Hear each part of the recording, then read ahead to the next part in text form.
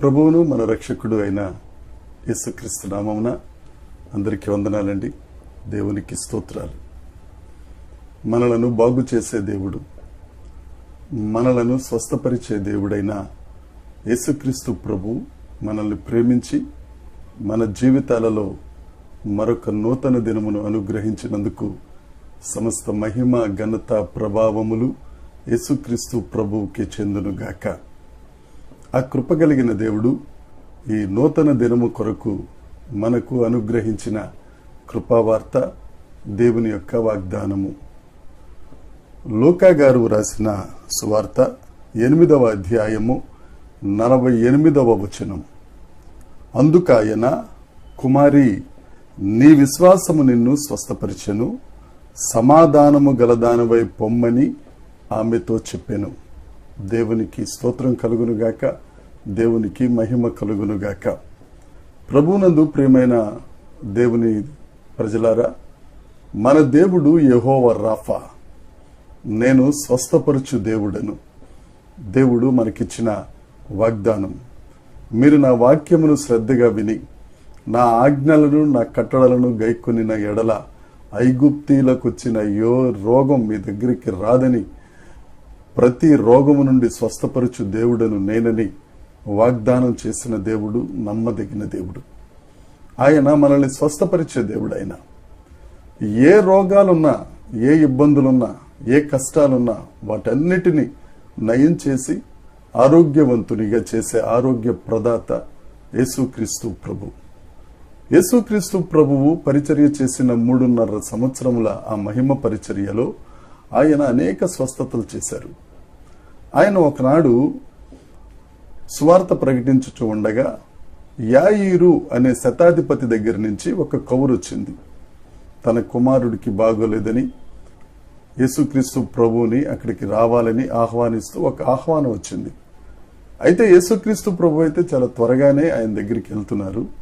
ఈ లోపల 12 సంవత్సరాల నుండి రక్తస్రావం అవుతున్న ఒక స్త్రీ ఆ రోడ్డు మీద పరిగెట్టుకుంటా వచ్చి యేసుక్రీస్తు వస్త్రాన్ని పట్టుకుంది. ఆవిడ పట్టుకుని స్వస్థత పొందిందని ఆమె ఎరిగి, పరిశుద్ధ లేఖనాల్లో ఉంటుంది, ఆమె రక్త ద్వారా కట్టెను అన్న మాట ఆవిడ ఎరిగి వెళ్ళిపోదాం అనుకుంటున్నప్పుడు యేసుక్రీస్తు ప్రభు వెనక్కి తిరిగి ఆమెతో మాట్లాడిన మాట. అందుకాయన, కుమారి, నీ విశ్వాసం నిన్ను స్వస్థపరిచింది, సమాధానము కలిగిన దానివైపోము. మన దేవుడు స్వస్థపరిచే దేవుడు, సమాధానమునిచ్చే దేవుడు. అంతేకాదు ఒక సంబంధమును నెలకొల్పుకునే దేవుడు. 12 సంవత్సరాల నుంచి ఆమె రక్తస్రావంతో ఉంది అని అంటే తన తండ్రే ఒకంత తన కూతురుని చేదరించుకుని ఉండొచ్చు. కానీ పరమ తండ్రి అయిన ప్రేమ కలిగిన యేసుక్రీస్తు ప్రభు ఆమెను సంబోధించిన ఆ సంబోధన ఒక్కసారి ఆలకిద్దాం. కుమారి, ఒక సంబంధాన్ని నెరవేర్చారు, ఒక సంబంధాన్ని నెలకొల్పుకున్నారు. స్వస్థపరచటమే కాదు, అంతవరకు తన బ్రతుకులో పోగొట్టుకున్న సమాధానాన్ని తిరిగివ్వటమే కాదు, సంబంధాన్ని నెలకొల్పుకున్న గొప్ప దేవుడు, సమీపముగా ఉన్న దేవుడు యేసుక్రీస్తు ప్రభు. నా ప్రియ సహోదరి సహోదరులారా, మీరు ఎవ్వరూ లేకుండా ఒంటరిగా ఉండి అనేకులు నీ చుట్టూ ఉన్నా గాని ఆదరించేవారు లేక ఆదరణ కొరవై ఉన్న నీకు ఈ దినాన్న దేవుడిస్తున్న వాగ్దానం. ఆయన నిన్ను తన కుమారుడిగా, తన కుమారిగా ఆయన పిలిచి హత్తుకుని హక్కున చేర్చుకుంటున్నవాడు మన పరలోకపు తండ్రి.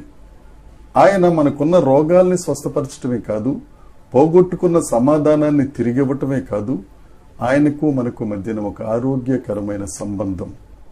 ఆయన తండ్రిగా, మనం ఆయన పిల్లలుగా ఉండగలుగుటకు, ఈ లోకంలో ఆశీర్వదించబడిన వారిగా మనం జీవించగలుగుటకు కృప చూపుతున్న గొప్ప దేవుడు యేసుక్రీస్తు ప్రభు.